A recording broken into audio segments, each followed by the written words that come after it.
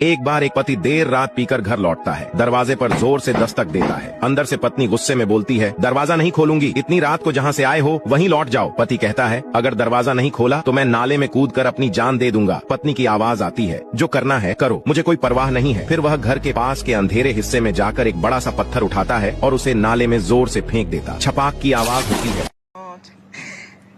पत्नी तुरंत डर के मारे दरवाजा खोलकर नाले की ओर दौड़ती है। इधर चालाक पति तुरंत दरवाजे के पास आता है और फटाफट घर के अंदर घुसकर दरवाजा अंदर से बंद कर लेता है। अब पत्नी बाहर से चिल्लाती है, दरवाजा खोलो वरना मैं चिल्ला चिल्ला कर सारे मोहल्ले को जगा दूंगी। पति कहता है, यही तो मैं चाहता हूँ, जोर से चिल्लाओ। जब अगल बगल के सारे पड़ोसी जमा हो जाएंगे तब मैं सबके सामने पूछूंगा कि तुम आधी रात को कहाँ से आ रही हो।